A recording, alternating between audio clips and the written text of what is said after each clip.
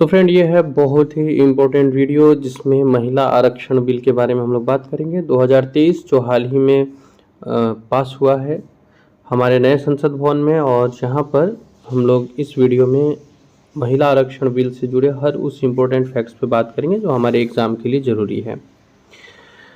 सबसे पहले आते हैं, इसकी बिगिनिंग करते हैं जहाँ से ये शुरुआत हुआ था। तो 1996 में एच.डी. देवगौड़ा की सरकार में इस बिल को पहली बार लाया गया था। ये महिला आरक्षण बिल 47 साल से अटका पड़ा था।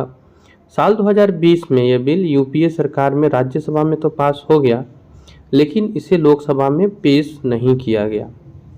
यह बिल नए संसद भवन में पेश होने वाला पहला विधेयक है। 19 सितंबर 2023 को लोकसभा में महिला आरक्षण बिल कानून मंत्री अर्जुन राम मेघवाल द्वारा प्रस्तुत किया गया।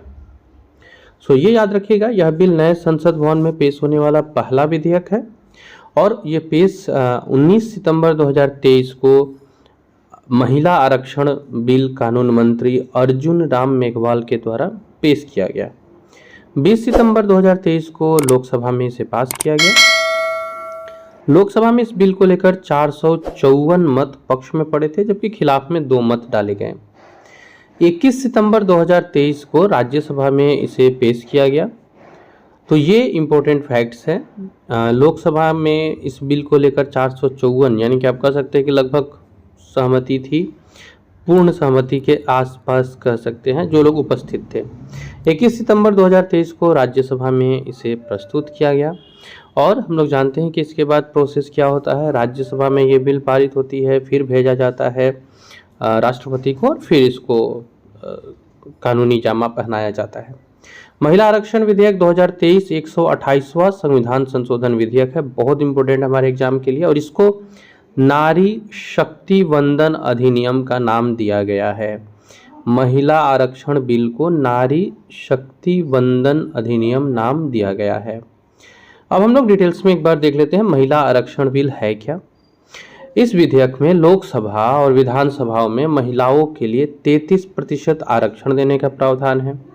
यानी बिल के कानून बनने से लोकसभा और विधानसभा की 1/3 सीटें महिलाओं के लिए रिजर्व हो जाएगी। अब इस पे ध्यान दीजिएगा, न केवल लोकसभा बल्कि विधानसभा की भी 1/3 सीटें आरक्षित हो जाएगी। लोकसभा में अभी 543 सीट है, यानी इसमें 33% अर्थात 181 सीट महिलाओं के लिए होगी। इसी तरह से विधानसभा में जितनी सीट होगी, जहां की विधानसभा में, वहां 33% सीटें महिलाओं के लिए आरक्षित रहेगी। इस बिल से महिलाओं को आरक्षण सिर्फ लोकसभा और विधानसभाओं में ही मिलेगा, राज्यसभा और विधान परिषद में आरक्षण नहीं मिलेगा। सो अब इसके बाद में इस बिल से महिलाओं को आरक्षण लोकसभा और विधानसभा में मिलेगा, लेकिन राज्यसभा और विधान परिषद में नहीं मिलेगा। अब इस बिल के लागू होने के बाद क्या क्या बदलाव होंगे उसको देख लिया जाए। तो SC ST महिलाओं को आरक्षण के अंदर ही 33% का आरक्षण मिलेगा। यानी लोकसभा और विधानसभाओं में जितनी सीटें SC ST वर्ग के लिए आरक्षित हैं, उन्हीं में से 33% सीटें महिलाओं के लिए होंगी। इस समय लोकसभा में जो 84 सीटें हैं SC और ST का 47 मीन्स 84 SC सीट और 47 ST सीट। तो अगर इन दोनों को हम लोग काउंट करते हैं तो ये आ जाता है 131 सीट टोटल है लोकसभा में आरक्षित है। बिल जब कानून में बदल जाएगा तो 84 जो SC सीट है, इसमें से 28 सीट SC महिलाओं के लिए रिजर्व हो जाएगी। इसी तरह से जो 47 सीट है महिलाओं के लिए, उसमें 16 ST के लिए जो 47 सीट है उसमें से 16 ST सीट महिलाओं के लिए होंगी। यानी अगर बात की जाए SC प्लस ST दोनों मिला करके, तो जो 44 सीटें हो रहा है, ये 33% आरक्षण के बाद महिलाओं के लिए रिजर्व हो जाएगा। यानी 28 जो है वो SC का और 16 जो है वो ST का, इसको जोड़ देंगे तो 44 सीटें 33% के लिए हो जाएगी। वर्तमान में लोकसभा की जो सीट है वो 543 है, तो इसका अगर हम लोग 33% निकालते हैं, यानी कि ऑलमोस्ट 1/3, तो ये 181 सीटें जो है वो अब महिलाओं के लिए हो जाएगी। यानी कुल है 543 माइनस 131 और प्लस SC प्लस ST को जब मतलब इस जो 131 है इसमें SC और ST मिले हुए हैं, यानी अब 412 सीट जो है वो अलग रहेगा और 543 सीटों में 131 सीट पर 33% महिलाओं का कब्जा रहेगा। तो ये 33% महिलाओं के लिए जब हम लोग 131 सीट को 33% निकालते हैं तो 44 महिलाओं के लिए ये निकल के आता है, यानी SC और ST को जोड़ के 131 हुआ। इस पर 33% महिलाओं के लिए हम लोगों ने जो आरक्षण है, अगर वो कानून बन जाता है तो उसके बाद 44 महिलाओं के लिए हो जाएगा। बचा हुआ जो 137 सीट है, जैसा हम लोगों ने ऊपर देखा था ना, महिलाओं के लिए टोटल 181 सीट है, 44 हो गया SC ST वालों के लिए। तो जो 137 सीट बची हुई है ये जनरल और OBC के महिलाओं के लिए रहेगा। तो यहाँ पे हम लोग क्या देख रहे हैं कि ये कानून पूरी तरह से महिलाओं को सशक्तिकरण देने वाला है। अब जान लेते हैं एक ये फैक्ट कि कब से लागू हो रहा है ये बिल।